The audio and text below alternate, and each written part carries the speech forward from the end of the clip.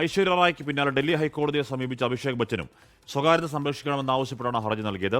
ചിത്രങ്ങളടക്കം ദുരുപയോഗം ചെയ്തുവെന്ന് ഹർജിയിൽ ചൂണ്ടിക്കാണിക്കുന്നു. ഡൽഹി ഹൈക്കോടതി ഇപ്പോൾ ഹർജി പരിഗണിക്കുകയുമാണ്. അജീഷ് ജയകുമാർ ചേരുന്നു. അജീഷ്, കാലത്ത് അവതാർ ഉപയോഗിച്ചുകൊണ്ട് വാണിജ്യപരമായ ആവശ്യങ്ങൾക്ക് അടക്കം ശബ്ദമടക്കം മോർഫല്ല നമുക്കറിയാവുന്നതാണ്. അപ്പോൾ അതിനെതിരെ അത്തരത്തിൽ ഗൗരവത്തിലൊരു ഹർജി കോടതിയിലേക്ക് വരുന്നത് ആദ്യമാണ്. ആ അർത്ഥത്തിൽ അത് നിർണായകമാണ് ഐശ്വര്യയുടെയും അഭിഷേകിന്റെയും ഹർജികൾ.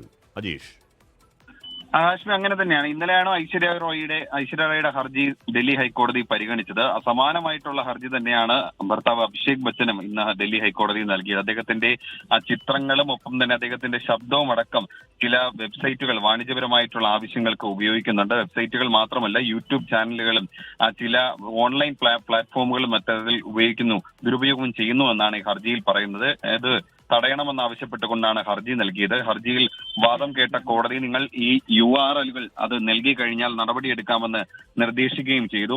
ഇന്നലെയും സമാനമായിട്ട് ഐശ്വര്യ റായ് ബച്ചന്റെയും ഹർജി പരിഗണിച്ച കോടതി ഏതാണ്ട് 151 URL നൽകാൻ വാദിഭാഗത്തോട് ആവശ്യപ്പെട്ടു. അങ്ങനെ അത് നൽകി അത് നീക്കം ചെയ്യണമെന്ന് ഗൂഗിളിനോട് ആവശ്യപ്പെടാമെന്ന് കോടതി നിർദ്ദേശിക്കുകയും ചെയ്തു.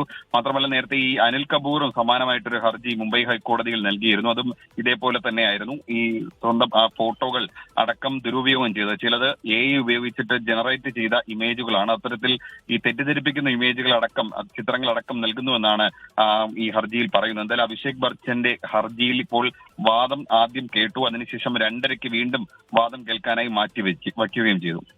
ഓക്കെ, അജീഷ് ജയകുമാറാണ് വാർത്തയുടെ വിവരങ്ങൾ നൽകിയത്. വ്യാജങ്ങളുടെ AI കാലമാണ്. എന്തും ഏത് രീതിയിലും ഭാവന പോലെ ഉണ്ടാക്കാൻ കഴിയുന്ന ഒരു കാലമുണ്ട്. അങ്ങനെ പലതരത്തിൽ പല വൃത്തികെട്ട ഭാവനകളൊക്കെ ഉണ്ട്. ആ ചിത്രങ്ങൾ പ്രചരിക്കുന്നുണ്ട്. മാത്രമല്ല, ഈ കോഫി മഗ്ഗുകൾ, ടീഷർട്ടുകളൊക്കെ ഇവർ ചിത്രമൊന്നും അനുവാദമില്ലാതെ ഉപയോഗിച്ച് വാണിജ്യവൽക്കരിക്കപ്പെടുന്നു. അപ്പോൾ ഇതിനെതിരെ തടയണം എന്നാവശ്യപ്പെട്ടുകൊണ്ടാണ് കോടതിയിലെ ഹർജി. ആ അർത്ഥത്തിൽ ഗൗരവത്തിലൊരു പ്രധാനപ്പെട്ട താരങ്ങൾ അങ്ങോട്ടേക്ക് പോകുന്നത് ആദ്യമായിട്ടാണ് തോന്നുന്നു. അപ്പോൾ ആ അർത്ഥത്തിൽ അത് പ്രധാനമാണ്.